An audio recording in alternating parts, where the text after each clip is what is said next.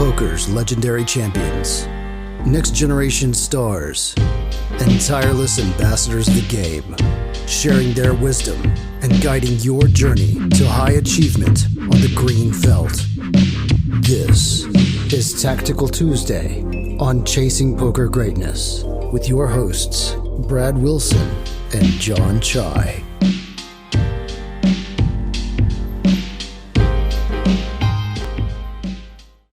Welcome, my friends, to another episode of the Chasing Poker Greatness podcast. As always, this is your host, the founder of ChasingPokerGreatness.com, Coach Brad Wilson. I am joined by my Tactical Tuesday co-host, Mr. John. How you doing, Mr. John? Doing well. How are you, Brad? I'm doing quite well. Excited to look over these hands. You put all the responsibility on me this week to find hands. Normally, you're quite thorough and meticulous in your hand selection. There needs to be a clear theme. Typically takes us about 45 minutes. I found my theme in about 7 seconds or so. So what's the theme? Aces, baby. Aces? And actually some aces that have a couple of river decisions, which I think was just like an organic thing to find. But yeah, the theme was playing aces pre-flop, and we have two pretty interesting decisions. I think the more interesting one is in the back half of the episode. But basically this week, to put a little context, these hands come from 500 Zoom on Ignition, which to me is like a pretty fertile grounds for playtesting different theories and different strategies, seeing, how things work in the wild, especially if you're trying to improve your like UTG button, small blind, big blind strat. You just get a lot of hands very, very quickly because the pool is quite small. And this one happens to be five-handed, but for the most part, I think I played 1,500 hands and most of them were like three-handed pretty much. Yeah. Those small Zoom pools are definitely a great place to get reps in for button versus blinds. Yeah, there's a 25 zone pool on Ignition that, for the listener, if you want to hop in there and get some reps with those positions, because the small blind, the big blind, and the button are quite important positions to know how to play well. So just hit it again and again and again and again. And yeah, so the good news about my session was that the strategy that I was playtesting did quite well. The bad news was that nothing else went well. I got buried. Doing all the other things. So with that said, let's segue into this hand with these two aces. So 500 zone, never a good sign when you start out with $500. Hey, who knows? Maybe you were just getting started. Yeah, maybe this was the first hand. Probably not, though. Probably not. I think you get dealt into the big blind in your first hand, so probably not. Yeah. So I raise 3x with aces, five-handed. The player in the cutoff flats, and they also have not a full stack. So with those two data points in mind, I would imagine they're probably a fish. So the blinds fold, and the flop is Jack 10-10, rainbow. There's 37.5 in the flop, $37.5. We have aces. Villain has about 417 total. What do you think about this spot on the flop? Generally just going to be checking range out of position as the pre-flop raiser on pretty much every flop. I think maybe versus a fish, you can have a little bit more leeway and like a little bit more. I'd definitely consider betting flop a little bit more than I would versus a reg. That being said, I still think that aces is like a really, really nice hand to check on Jack 10-10. Like I think we're gonna get a lot of money, like we'll definitely be able to put a lot of money in versus a jack no matter what. And I think just giving them chances to either bluff with hands that probably have very, very little equity versus aces, and or just like value own themselves with like, I don't know, something like pocket nines or fives or something like that, thinking that like you just never have they just need like protection or want to get calls from like ace king ace queen type hands. Mm-hmm. I think is like definitely something that like a fish might be more likely to do than a reg. I think like a reg definitely just checks back pocket sevens, pocket fives on the flop. And so yeah, I think like there are probably some competing incentives here, especially versus a fish. But like it's nice to just put in tons of money versus a jack or pocket nines or king queen or queen nine or whatever, because they're probably just gonna call two big bets. But on the flip side, we have a hand that like really doesn't need any protection and benefits a lot from being able to bluff catch. Wow. So what you said there was you can better check either one. Are okay. That's the moral of the story. Do whatever you want. Cool. Great analysis. Good to have you back. So I went ahead and bet the flop, bet like half pot, with plans of checking the turn. Because I think that, I think this specific profile probably will slow play a decent amount. It's hard to get 3 bets from them when they have worse hands, and they just get to play their 10x quite perfectly. So I don't really love going bet, but starting with a bet and then plan is to check the turn. So I bet half pot. They call. Flop is 73, or the turn. There's $73 in the pot. The turn is the 8 of diamonds. So the board is jack 10 10 8, and now there's a flush draw available, and the board becoming more connected further solidifies the plan to just check the turn. Yeah, I definitely think that this is a really good turn to check. I think like the turns that I would be like, that I would even think about betting more are like the ones that don't complete any straights or don't, like you said, add any connectivity to the current flop. So like deuces, threes, fours, fives, sixes. I think like those are much more comfortable turns to bet on if you were going to bet. But I think even if those turns did come, like I mostly agree with something that you said a couple minutes ago about fish like slow playing really, really frequently, especially on paired boards. Like I think they just like almost 100% slow play like all their 10x. So they'd probably be checking turn regardless, but definitely this turn. Right. What about a 10 on the turn? Ooh, I think I would just have to. Man, that's tough. I think you could do a lot of things. I think like I think on a 10 with a 10 on the turn, like it's really tempting to just target jack X and just like blast turn, blast river. I think what I would do though is probably bet small on the turn, thinking that like a lot of jack X like might find a raise on the turn, and if not the turn, like maybe the river, but just really just wanting to keep in like hands that now have like no equity, a hand like king queen or 8-9 that just can't fold facing like quarter pot or third pot on the turn. Yeah, pocket fives or something like exactly. That. Yeah, I really like the small bet on the turn if it were trips personally. Yeah. But it's not. But it's not. But it is a little bit of foreshadowing, because we call the turn, we check, they bet half pot, we call. Just nothing really to do here other than check call. And the river is a 10. So Nice. now we have jack 10 10 10 8. There's $143 in the pot. Villain has 365. I see no reason to do anything other than check. I guess you could consider donking, but Villain's going to bet a jack no matter what. Yeah. So you get a check raise in versus that. And, if Villain has king queen, you want to give them an opportunity to bet with that as well. So check just makes a lot of sense. 143 in the pot. Villain bets half pot again, so 70. Nothing really super threatening about their turn sizing and river follow-up sizing here. But I guess I'll throw the question to you, to raise or not to raise. I think you should be raising at least the river like every single time, especially facing half pot.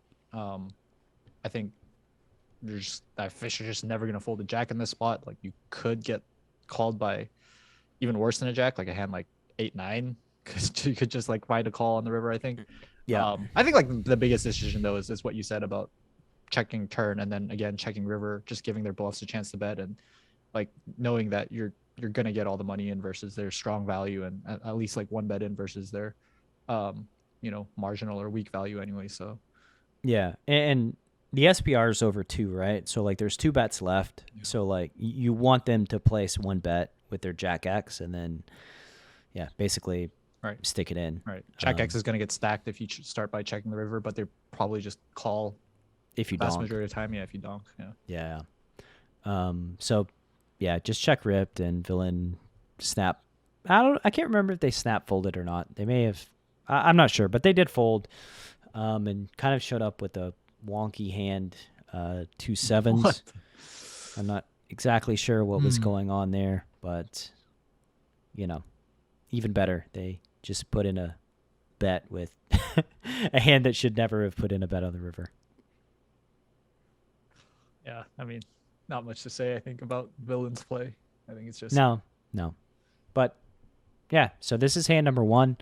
The second hand, as I said, I think is a little bit more interesting coming up after the break. It's against a reg, so stick around. We got aces, baby. more aces.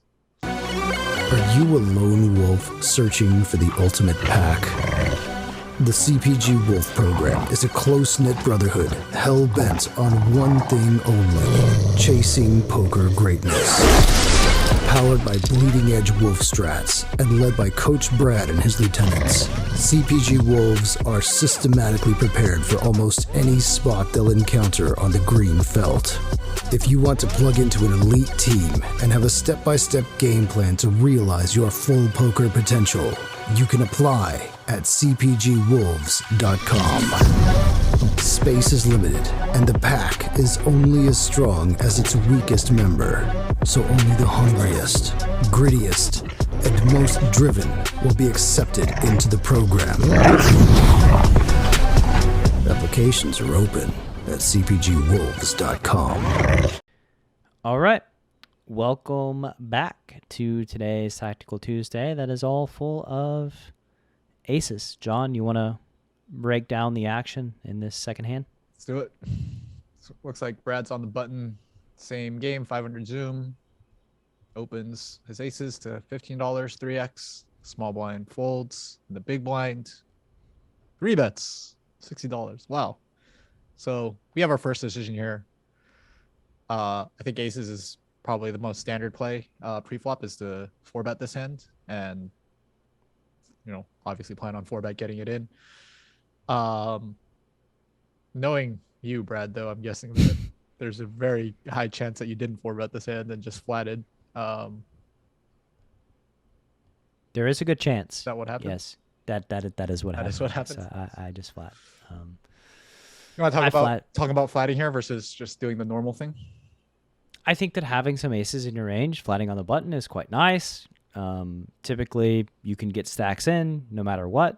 So, like post-flop, no matter what they do, there's 3 bets left. So, yeah, I mean, doing some pre-flop slow playing in loose formations, I think that it just is quite nice, especially in an anonymous environment where, like, nobody knows who you are or what your range is or what you're doing. So yeah, I just am going to flat here mostly. I think like another good reason to flat is especially like the 500 pool and definitely at the 1K pool, like regs just play very, very aggressively. Maybe even especially aggressively in 3-bet pots as a pre-flop 3-better. So like having aces to just be able to like call down 3 streets really comfortably and like bluff catch and even just like beat value, especially on boards that like regs perceive to be good for them. For example, like ace high boards, they just or like deuce 4. Right, like right. You see deuce 4 and you're like, sweet, I just want to stack. Yeah. All the money is going in, baby. Yeah. So I think especially against the aggro regs or an aggro pool, flatting aces is definitely worth a lot. I agree. So, with that said, we flat in this scenario. The flop is 10-6 deuce with the 10 deuce of clubs. I have aces with the ace of clubs. So, pretty great board. Villain starts out with half pot. Nice.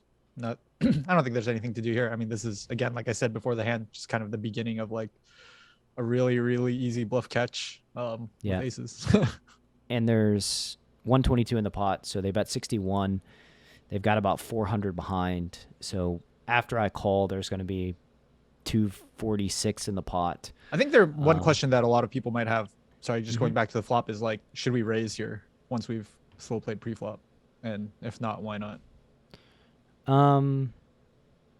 Well, I mean, one of the major reasons for flatting aces is to capture value from villains' bluffs. So if we raise, their bluffs just fold, and I would rather that not happen. So, I mean, if they have like a hand that wants to give action, so like 10x or something like that, they're probably going to check and then they're going to call. Like, basically, they're still going to go broke whether I raise or not. But the hands that bet the flop with like backdoor diamonds or backdoor straight draws, like some sort of like queen jack of hearts or queen jack of spades, like they're probably going to be betting a decent amount on turns and rivers, and I don't want to just fold those hands out. So like there's nothing scary or bad can happen. We have the ace of clubs, so like even flush completes, like we have, backup. So yeah, I just think that like flatting is the only reasonable option. Yeah, I agree. I think like another way that I think about these spots, like why we don't raise, is like when you raise this flop c bet, you're essentially just stacking all the hands that you likely would have stacked pre-flop anyway. Yeah. So you're not like really benefiting from like trapping them, unless like all you wanted to do was trap a c bet basically. Yeah. But yeah, I mean like the whole point is to like let their I'm ace after five of big diamonds- game. I'm after big game, John. Yeah, the whole point is to like let their ace five of diamonds just barrel it off, or let their king queen offsuits that like don't get in pre-flop just barrel it off, and raising the flop really just it saves them from doing that. Yeah, I mean I got to make up like 6 buy-ins in this pot, so we need it to go right. So we called. The turn is the king of clubs. So the board is now king 10 deuce with the king 10 deuce of clubs, 6 of diamonds. So flush completes, and there's 2 bets left. Now our opponent checks. Yeah, I would Now- expect. Oh, sorry. Yeah. No, go ahead. No, I was just gonna say that I expect the big blind to be checking close to range on this turn, and I think if they do have a betting range, it's gonna be like really, really tight, and probably gonna include the ace of clubs quite frequently, at least for the bluff portion of their betting range. So, not shocked to see the big blind check this turn. Yeah, and one reason for checking range on the turn is like basically you're probably not betting. You're probably naturally checking like a lot of overpairs, a lot of one pair type hands, and if you just bet your flushes, then when you check, you're so easy to exploit. You're just like folding most of the time, right? Yep. When you split your range, so like checking range makes a lot of sense to me.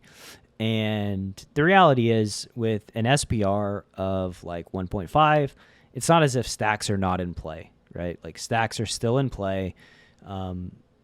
Villains in this pool certainly have a 1.5x rip on the river. So to me, like checking back, facing their turn check when they're likely checking range, I think again we're trying to trap big game. So getting hands like ace queen or queen jack or just some other ace jack, something like that, or maybe like 7-8 or 8-9 suited, something like that, to ace 5 suited, to put another bet in was really my goal here on the turn. Yeah. Like I've like in the big blind shoes, I'm always the person who like just blasts the river 1.5x after they check back the turn, thinking like, oh nice, like they don't have flushes probably, or sets like that. So yeah, I definitely think that lots of players in the pool, including myself, are going to find the 1.5x rip on the river. Yeah. So we check, and the river is a 5 of spades. Man. So what a nice river. Pretty clean run out. Now something interesting happens on the river. Villain bets a third. John, what would you say this bet looks like to you? They bet 80. They've got 320 behind. So now the decision here is like to raise or not to raise. Yeah, I don't think this is ever a flush, which is good. I think flush is just bet a bigger size. This size just screams thin value, of which there are like lots and lots of hands that can go for thin value here. I think like all their king X probably is the most reasonable candidate. I don't know if they go as far down as like queens or jacks, but I don't think that's like that crazy. I mean, like it could just do that targeting a 10. It is like definitely really, really thin, but when you bet, less than a third pot or a third pot, you kind of do get to start betting those hands. Yeah, I was pretty freaking excited when I saw this bet. I was like, "Oh, baby, you just like you dug 2 feet of your grave all on your own. Perfect." Like it's just like I saw the bet and I just immediately thought, "Oh, like they're going for thin value and likely inducing." So, cool. I guess their induction's going to work. I will be induced. I will be induced. Yeah, so we just... You ever expect to see a better hand when you jam here and get called? Like, do you ever think like a set might do this or king 10, something like that? Would ever bet the small, or do you think all those hands just go for a bigger size on the river? I mean, why shouldn't they? Like, really? I mean, I think they should. The question is like, do people use this size with those hands? Yeah. I don't know. I don't see it very often. And, if they did have king 10 or a flush or like a set of 10s, then I would definitely take my hat off to them for choosing this size. I think it's like strange to be like inducing versus a range that's probably like, I guess when you have a strong hand, when you have king 10, you block top 2, which is probably a good reason to induce, I think. I don't know how much this guy is inducing versus just thin value betting. Like, yeah, right? It's like, oh, he checked back the turn on a king, like a flush completing king. He probably doesn't have that much king X because I like half potted the flop, and he probably doesn't have flushes because he checks back the turn. So like, what size can I, try to get called by a 10X? Is it that simple? Like that? That's I don't know. simple, John? That's what I think. That's what I think. All I know is I jammed and they called, like, they just like snapped it off. Yeah, it was like, oh man, they just boom, boom, done. Yeah. Which even at that point, when they snapped it, I was still pretty confident that I had the best hand. Like, I would have been pretty shocked if Villain rolled over a better hand. And thankfully they did not. They did go for thin value here, the king 9 of diamonds, which, all those old man coffees who talk about never slow playing aces, I could, just keep this hand in your chamber and tell them the story about Tactical Tuesday and how we broke this guy with the king 9 of diamonds by slow playing aces pre. Because pretty sure if we 4-bet, they're just going to fold. Oh, really incredible how they like don't give you any credit for checking back a flush on the turn. Makes me want to do that a little bit more now. I think you should check back flushes, right? Especially like weak flushes.